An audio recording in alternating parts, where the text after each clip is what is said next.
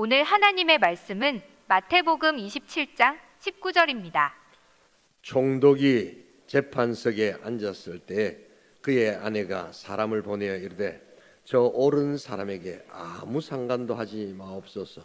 오늘 꿈에 내가 그 사람으로 인하여 애를 많이 태웠나이다 하더라. 아멘.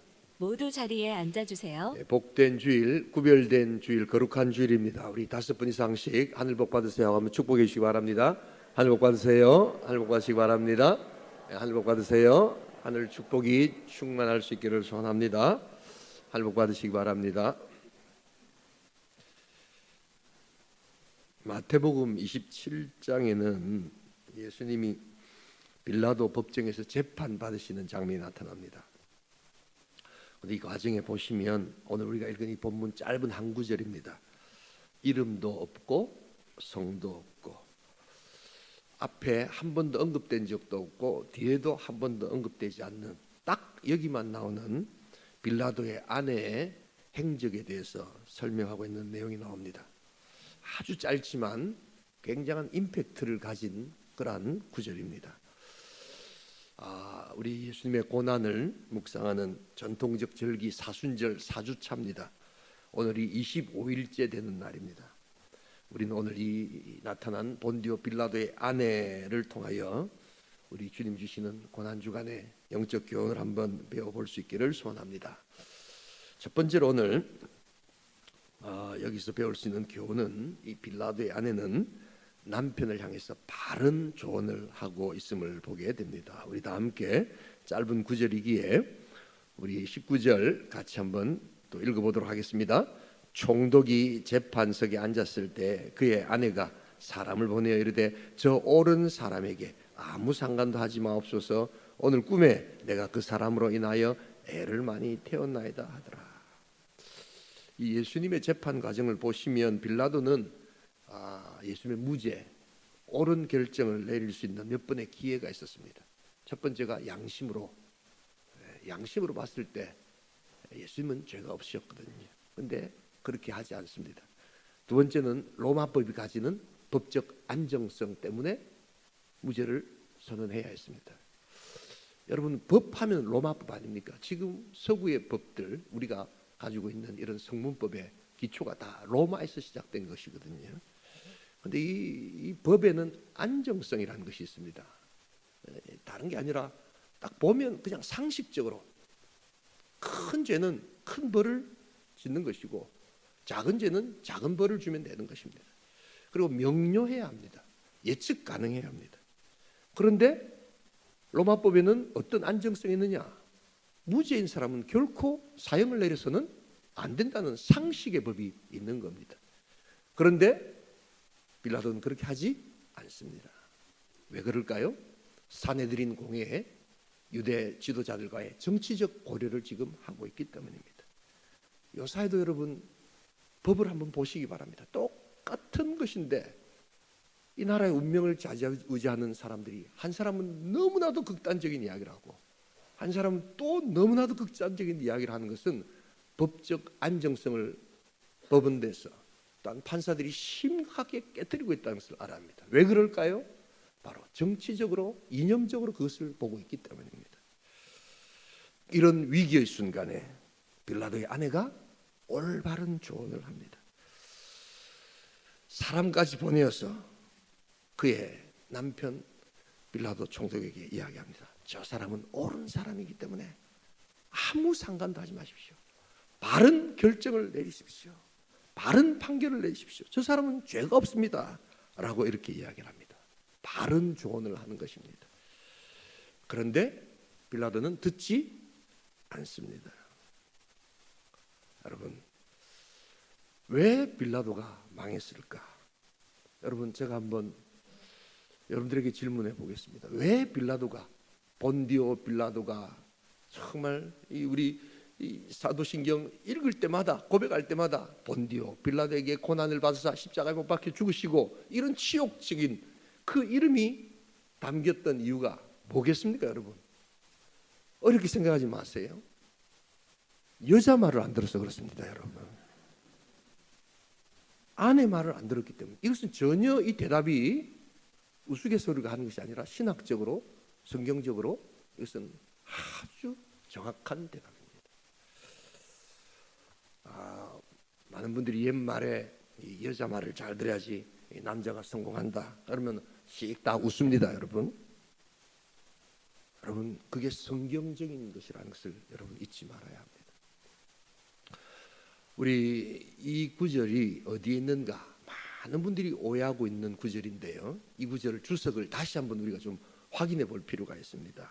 알고 계실 수도 있지만 우리 창세기 2장 18절 같이 한번 읽어보겠습니다. 여호와 하나님이 이르시되 사람이 혼자 사는 것이 좋지 아니하니 내가 그를 위하여 돕는 배필을 지으리라 하시니라. 아담의 돕는 배필로 하와를 지으셨다.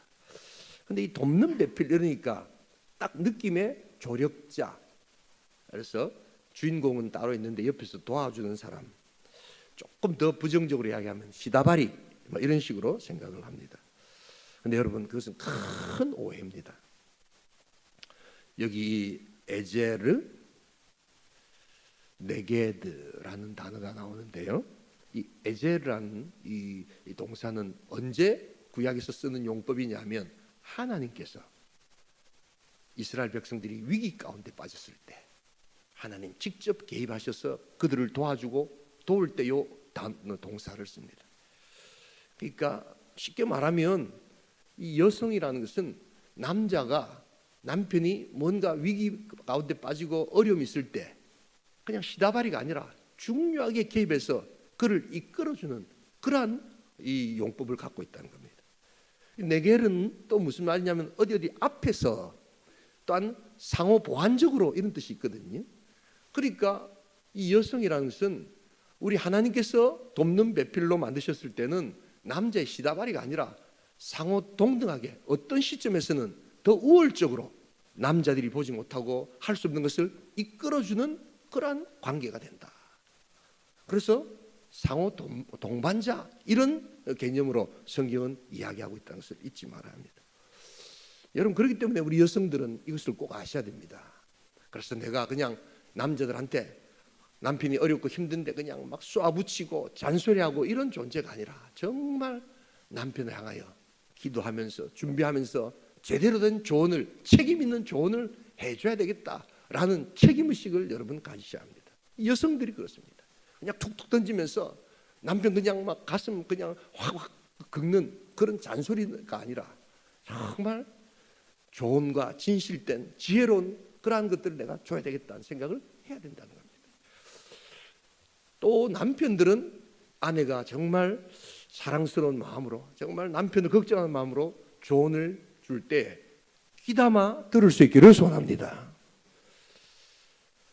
우리 백동정 목사님 말씀하셨죠. 설교를 들 때는 좀 생각하고 들으시기 바랍니다. 그래서 제가 다시 이제 여쭤보겠습니다. 왜 빌라도가 망했을까요? 여자 말을 안 들었어. 틀린 말이 아니라는 겁니다. 좀 듣고 귀담아 들으라는 겁니다. 남자가 가지지 못하는 그 육감이라는 것이 있습니다. 또 섬세함이 있습니다. 그걸 동원해서 때로는 남자를 이끌라는 것입니다. 그럴 때 하나님께서 그 과정을 통해서 역사하신다는 겁니다. 미국에서는 이 비즈니스를 할 때 이 파트너십을 많이 가집니다. 이렇게 동업을 많이 하는데 한국은 이상하게 동업이 잘 안 돼요, 보면요. 그런데 미국 사람들은 참 동업을 많이 합니다. 혼자서 뭐 이렇게 그 스타트업 하는 그런 분들이 많지 않습니다. 꼭 둘이, 셋이 이렇게 같이 이렇게 하거든요. 그리고 오래 갑니다. 우리나라 같은 경우에는 그래도 뭐 LG인가가 참 동업에 성공한 케이스인데 그렇게 많지가 않습니다. 근데 미국에서 비즈니스 할 때 이런 이야기가 있습니다. 절대로 남자들이 동업을 할 때 그 사람하고 같이 일하면 안 되는, 파트너로 사귀면 안 되는 사람들이 있습니다. 어떤 조건이냐면 자기 아내한테 속이거나 거짓말하는 남자하고는 같이 동업하면 안 된다, 이런 말이 있습니다. 이게 왜 그러냐면 여러분, 보통 보면은 이 아내를, 이 남자들을, 남편들이 잘 속일 수 있습니까, 없습니까? 여자들 좀처럼 안 속아 넘어갑니다, 여러분. 다 속는 것 같지만 이 여자들이 아주 육감이 있거든요. 그래서 이딱 조인간이 어떻게 하는 거 다 안단 말이에요.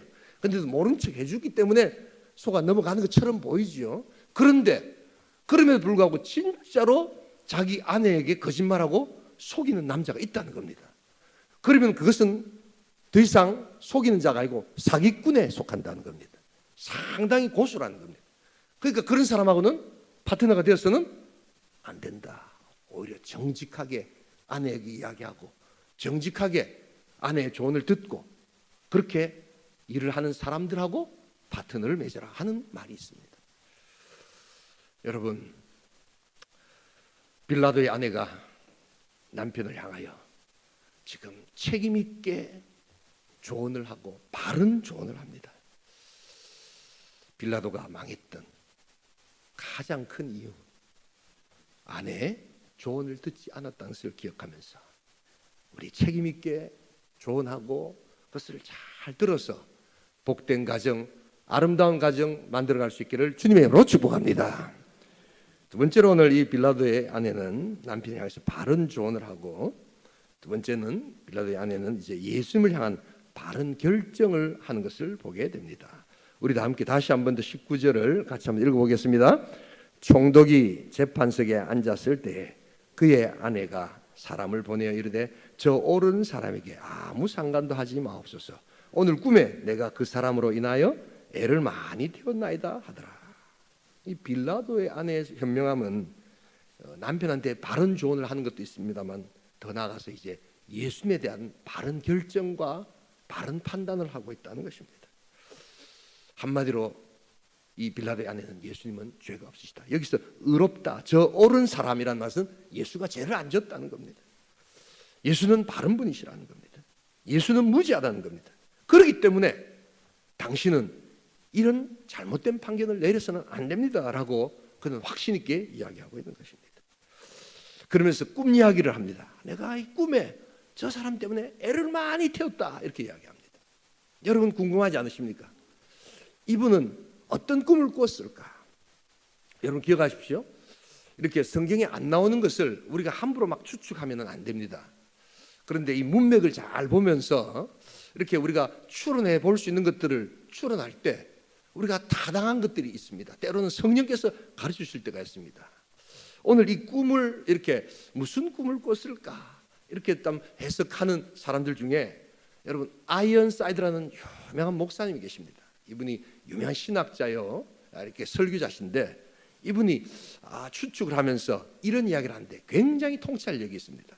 그게 뭐냐니까 이 빌라도의 아내가 그 꿈을 꾸면서 왜 애를 태웠는가? 땅의 심판에는 빌라도가 탁 자리에 앉아 있고 예수가 서서 빌라도가 네가 죄를 지었느냐, 유대인의 왕이냐, 막 이렇게 심판하고 있는데 하늘 보좌에 꿈에 보니까 하늘 보좌에는 예수가 앉아 있고 자기 남편이 서서 심판을 받고 있더라는 겁니다. 로마의 총독이요 티베리우스 황제의 큰 그런 권력적 이런 배경을 갖고 있는 그 사람이지만 하늘 보좌에 앉으신 예수 그리스도, 그분이 그 한 인간 빌라도를 심판하고 있는 장면을 보면서 예수가 우리 남편한테 어떤 벌을 내릴까, 어떻게 심판하고 있을까, 그게 너무너무 애가 쓰이더라는 겁니다. 왜냐하면 염려가 됐기 때문입니다. 저는 이 아이언사이드의 그 통찰이 너무너무 기가 막히다는 생각이 들었습니다. 세상에는 참 많은 사람들이 자기가 빌라도처럼 살아간 사람들이 많습니다. 오늘도 이 시대에 내가 왕이요, 내 삶의 주인은 나 자신이요 라고 하면서 다 판단하는 사람들이 수두룩합니다.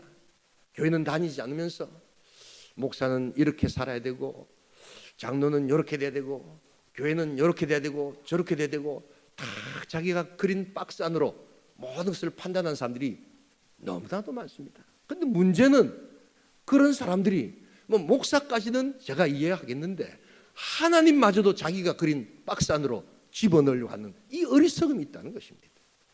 하나님은 우리 인생 가운데 그 어떤 누구도 또한 다스리거나 그 자신의 생각 안으로 집어넣을 수 없는 천지 우주 만물을 창조하신 하나님이신 줄 믿습니다. 어디 감히 자기 생각으로 하나님도 이렇게 돼야 된다고 딱 생각하는 바로 그것이 오늘 우리 시대 빌라도와 같은 그러한 인생들이다. 그러기에 꿈 가운데 야, 세상에서는 대단하다고 생각했는데 꿈 가운데 하나님께서 그 인생을 심판하시고 하나님께서 그 통치자를 또한 죄로 또한 힘으로 통치하시는 모습을 보면서 애가 쓰이지 않을 수가 없었다는 것입니다. 여러분, 우리 교회가 이런 하나님의 놀라운 능력의 꿈을 꿀 수 있기를 주님의 이름으로 축복합니다. 세상은 교회를 향해서 손가락질하고 세상은 많은 자기가 자칭 자기 삶의 주인이라고 생각하는 오늘 이 시대에 빌라도들이 수두룩하지만 정말 우리 남편이 예수 제대로 믿고 우리 남편이 예수의 제자가 되고 예수 믿는 사람이 되도록 눈물 흘리는 그러한 이 시대의 믿음의 역성들, 이 시대의 믿음의 교회가 충만할 수 있기를 주님의 이름으로 축복합니다. 여러분, 예수님에 대한 바른 결정을 여러분 가지셔야 합니다. 예수님이 왕이시고 예수님이 심판자시다. 여러분, 우리 믿음의 성도들 가운데 정말 믿지 않는 남편을 위해서 얼마나 기도를 많이 하고 있습니까? 여러분, 이번에도 포기하지 마시고 여러분, 이런 믿음을 우리가 하나님께 올려드릴 수 있기를 소원합니다.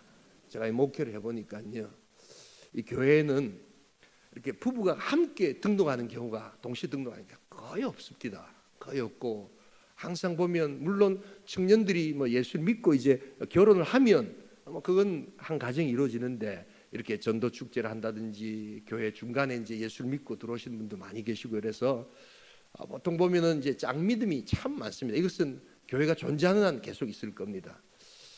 그런데 그럼에도 불구하고 인원이 여자분들이 믿는 분들이 조금 더 많잖아요. 그래서 자기 믿지 않는 남편을 위해서도 눈물을 흘리면서 기도하고 또 지인들 위해서도 기도하는 많은 사람들, 오늘 이 시대에 정말 바른 예수에 대한 결정을 좀 내릴 수 있도록 그들 위해서 기도하는 그러한 기도가 더욱더 간절해지고, 그런 기도를 드린 자와 함께 우리가 같이 기도할 수 있기를 주님의 이름으로 축복합니다. 개신자 작정은 다른 게 아니에요. 바로 그런 자들이 올바른 결정을 내릴 수 있도록 우리가 같이 눈물 흘리겠습니다 라고 내 사랑하는 남편, 지난번에도 썼는데요, 또 쓰시기 바랍니다. 언제일지 모르지만 계속해서 우리 남편, 우리 사랑하는 내 지인들과 친척들 예수 믿기를 소원합니다 라고 또 쓰면 어떻습니까? 그래서 하나님께서 역사하시는 것을 기다릴 때 때로는 말을 듣지 않는 빌라도도 있지만 때로는 말을 듣고 돌아오는 빌라도도 있다는 것을 잊지 말아야 합니다.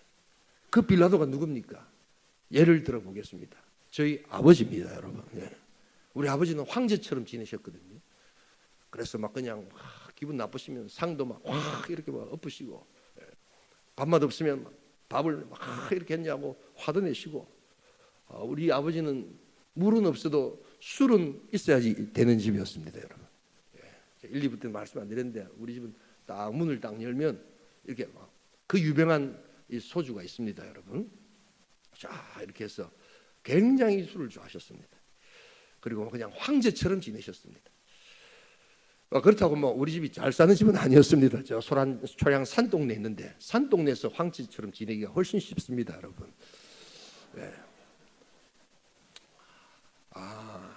그런데 우리 어머니가 이제 전도 초청 잔치 때 부산 남교라고 있습니다.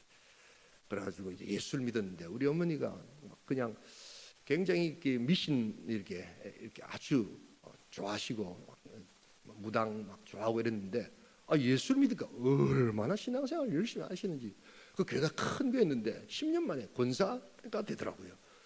그러면서 열심히 하시는데 우리 아버지는 여전히 교회 나가는 걸 굉장히 싫어하셨고 아주 안 좋아하셨습니다. 그래서 막 그냥 조금만 우리 어머니가 교회를 늦게 들어오시면 지금도 기억납니다. 항상 뭐 막 야단치다가 목사하고 살아라 막 이러면서 목사하고 살아라 뭐 이러면서 그 이야기를 하시는 게 지금도 제가 기억이 납니다. 한 번은 막 얼마나 우리 어머니한테 화를 내시냐면 우리 아버지가 주신 생활비에다가서 그걸 떼가지고 아버지 몰래 11조를 드리라 걸린 거예요. 그래가지고 우리 아버지가 막 목사하고 살아라, 목사한테 돈 다 주나 하면서 막 내가 마음이 얼마나 아프든지. 근데 저는 또 아버지한테 꼼짝 못하니까 말도 잘 못하는 거예요. 그러면 저까지 같이 막 그냥 완전히 막 우리 날라오거든요. 보면 주여 도와주시옵소서. 근데 우리 어머니도 만만치 않으신 분이거든요. 그래도 또 그때도 무슨 대신자 작전 같은 거 아마 안 있었겠습니까? 우리 아버지 이름 적어가면서 끝까지 기도하고 있는데 어느 날 갑자기 우리 아버지가 진짜 신기해요. 제사를 안 지시겠다 하는 거예요. 야 할렐루야. 아무도 우리는 아버지를 이렇게 뭐 건드릴 수가 없거든요. 진짜 넘기 어려운 산이었습니다. 건너기 힘든 강이었습니다. 그런데 저는 믿습니다. 우리 어머니의 기도 때문이라고 믿습니다. 제사를 안 지시겠다 하더라고요. 예. 나중에 알고 보니까 돈이 너무 많이 들어간다는 이유로. 예. 그래도 제사를 안 지니까 우리 아버지가 아마 제사 때문에 그랬는지 그러고 나니까 바로 내가 교회를 나가겠다 이러시더라고요. 그래가지고 교회를 나가셔서 나중에 우리 누님이 살던 서울에 살았는데 서울 영동교회라고 있습니다. 우리 교단에 노현동에 있는 교회. 거기 출석을 하셔가지고 신앙생활을 참 잘하시다가 천국 가셨습니다. 딱 한 가지 술은 안 끊으셨습니다, 여러분. 예. 술은 조금 줄였는데 술은 여전히 좋아하셨는데 여러분 돌아오는 빌라도도 있다는 것을 기억할 수 있기를 소원합니다. 예. 그래서 안 되던데 하지 마시고 계속해서 또 적어보고 그래서 내가 믿는 예수, 우리 믿지 않는 남편, 우리 믿지 않는 그러한 지인들 올바른 결정하고 올바른 예수 믿을 수 있도록 성령님 도와주시옵소서. 여러분 기록하셔서 같이 기도하면서 성령의 놀라운 은혜 가운데 늦은 비가 축복으로 내릴 수 있기를 주님의 이름으로 축복합니다. 비록 늦었지만 성령께서 주시는 그 단비는 결코 늦은 비가 아니라는 것을 기억하면서 우리가 이것을 기대하며 우리 빌라도의 아내 예수를 향한 바른 결정이 우리 믿지 않는 자들의 결정이 될 수 있기를 주님의 이름으로 축복합니다. 마지막 한 가지, 오늘 이 빌라도의 아내는 남편을 향한 바른 조언을 했고 단 예수님을 향한 바른 결정을 했고 세 번째는 우리를 향한 바른 모델이 되는 것을 보여줍니다. 여러분 이 빌라도의 아내가 용기를 내서 이 시점을 딱 가지고 이런 바른 조언, 바른 결정을 한다는 것 이거 쉽지 않습니다. 이 지금 총독이 지금 예수라는 이 완전히 그냥 정치적으로 중요한 사건에 지금 판결 내리고 있는데 어디 여자가 지금 뭐 사람을 보내가지고 내보고 일어나 저래 이렇게 할 수 있지 않습니까? 그런데 이 여인은 이것은 꼭 해야 됩니다. 내가 꿈에 보았던 바로 그 꿈의 모습이 당신에게 임할 때 이것 좋지 않습니다 라고 그는 용기를 내서 바른 이야기를 합니다. 여러분 이것이 바로 우리들의 모델이 되어야 되는 겁니다. 여러분 이 마태복음이 28장까지 있다는 건 다 아시잖아요. 죄송합니다. 제가 설교를 오늘 많이 하고 나니까 이 3부가 되니까 이 아예 목소리가 지금 막 그냥 가고 있는데 제가 최선을 다해서 하고 있다는 거 기억해 주시기 바랍니다. 예. 그래서 이 28장 중에 예수님의 고난에 대한 내용이 20장부터 한 3분의 1이 있습니다. 여러분 그런 생각 해보신 적 없어요? 예수님의 사역이 3년 공생의 사역이잖아요. 그래서 저도 어릴 때 마태복음은 예수님이 3년 동안 하신 것을 골고루 쓴 모양이다 이렇게 생각했었어요. 우리 작품이 보통 그렇지 않습니까? 근데 여러분 마태복음을 읽어보시면 이 28장 중에 특별히 마지막 7일 그 7일이 거의 한 8장, 9장이 넘습니다. 이건 뭘 뜻하는 겁니까?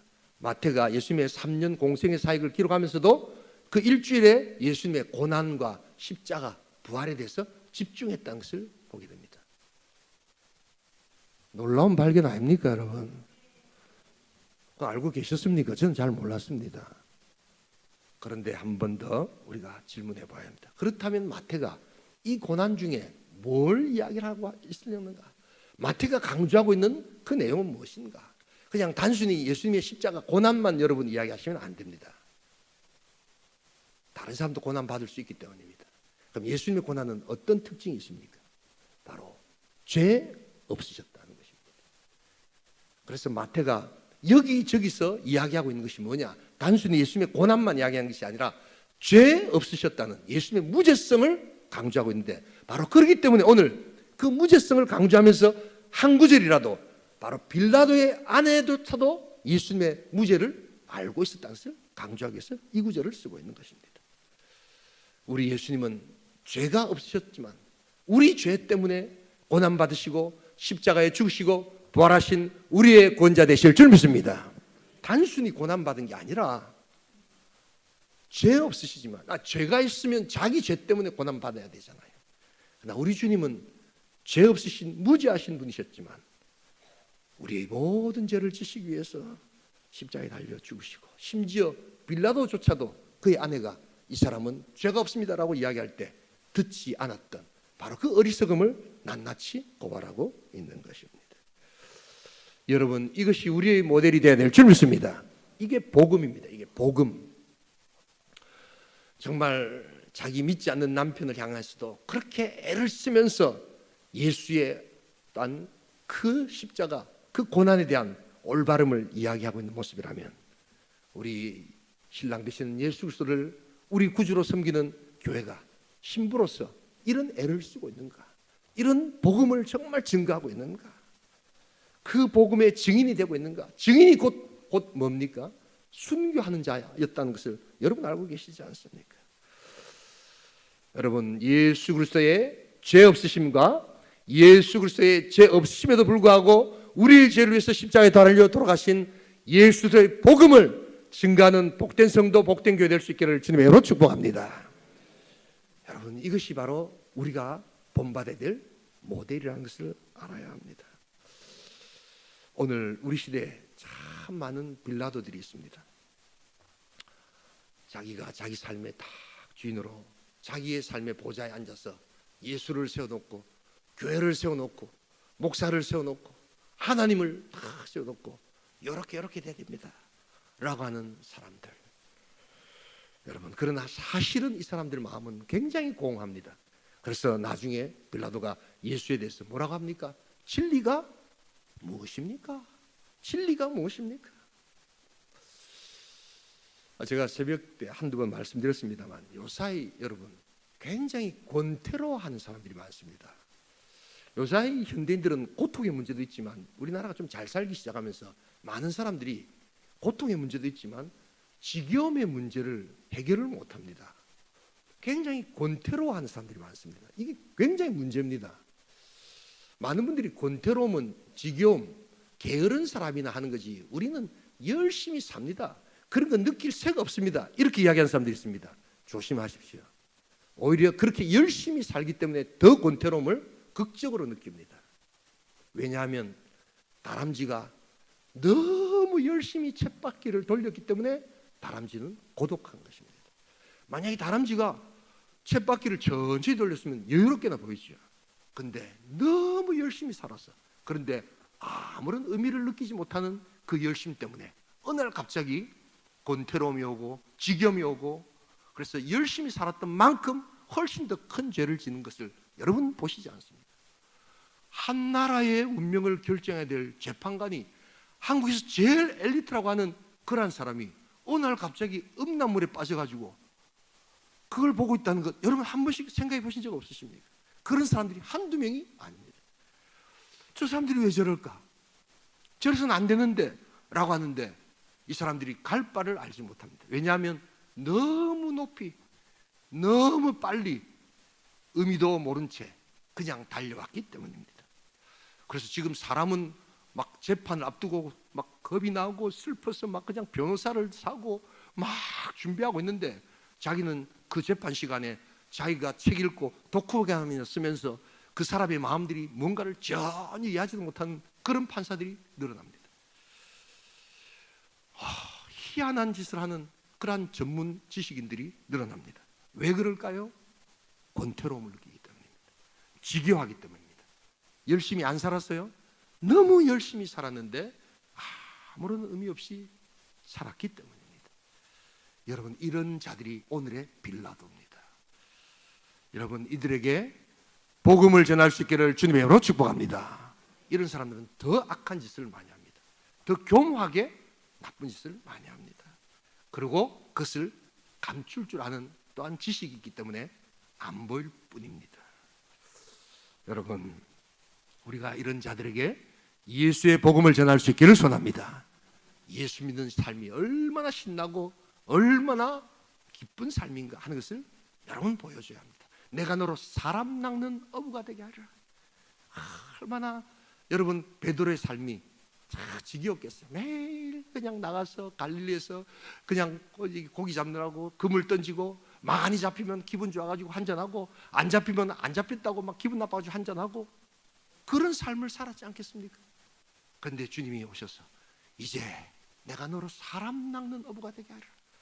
그냥 신나는 삶을 살면서 때로는 고난이 있었지만 눈물이 있었지만 그 삶에 의미가 있기에 그는 그 길을 따라갔고 한 번도 후회하지 않고 나중에 예수를 위해서 오히려 십자가에 거꾸로 달려 죽으면서도 그는 그 인생 후회하지 않는 삶을 살았던 이유는 바로 거기에 의미가 담겨 있었기 때문입니다. 여러분, 이런 우리의 삶이 될 수 있기를 주님의 이름으로 축복합니다. 빌라도의 아내는 바로 이런 우리의 교회 모델, 우리가 가야 될 성도들의 모델이 된다는 것을 기억하면서 참된 복음의 인생 될 수 있기를 주님의 이름으로 축복합니다. 빌라도의 아내는 남편을 향해서 바른 조언을 합니다. 빌라도의 아내는 예수님을 향한 바른 결정을 내립니다. 빌라도의 아내는 우리 시대의 참된 모델이 됩니다. 여러분, 예수 믿고 신나는 삶을 복음과 함께 누리고 싶지 않으십니까? 우리 주님께서 그것을 우리들에게 또한 원하고 계시고 기다리신다는 것을 기억하면서 이 복된 소식, 이 복된 놀라운 능력을 빌라도의 아내를 통해서 배우고 우리 깨닫는 귀한 성도, 귀한 공동체 될 수 있기를 주님의 이름으로 축복합니다. 우리 시간 한번 기도하기를 소원합니다. 여러분, 빌라도의 아내는 딱 한 구절 나옵니다만 굉장히 중요한 인사이트를 우리에게 줍니다. 우리 아내들이 남편들 정말 바른 조언을 할 수 있는, 책임 있는 조언을 할 수 있는 그런 지혜를 구하십시오. 또 남편도 그런 아내를 둔 것을 감사하면서 잘 귀담아 들으십시오. 연합하면 놀라운 결과를 여러분 체험하게 되실 것입니다. 그리고 예수님을 향한 바른 결정을 내릴 수 있도록 여러분 작정하시고 믿지 않는 남편이나 믿지 않는 아내 또한 지인들을 위해서 다시 여러분 대신자를 작정하십시오. 언제 어떻게 돌아올지 모릅니다. 듣지 않는 빌라도도 있지만 듣고 돌아오는 빌라도도 있다는 것을 잊지 말아야 합니다. 교회가 복음을 전해야 합니다. 오늘 이 시대 교회를 판단하고 하나님까지 판단하려고 하는 어리석은 인생들을 향하여, 그러면서도 진정한 의미를 모른 채 권태로움 가운데서 죄악에 빠져 있는 자들을 향하여 우리는 신나고 능력 있는 하나님의 복음의 생활들을 증거해야 합니다. 사람 낚는 어부가 되게 하리라. 우리 통성으로 한번 기도합니다.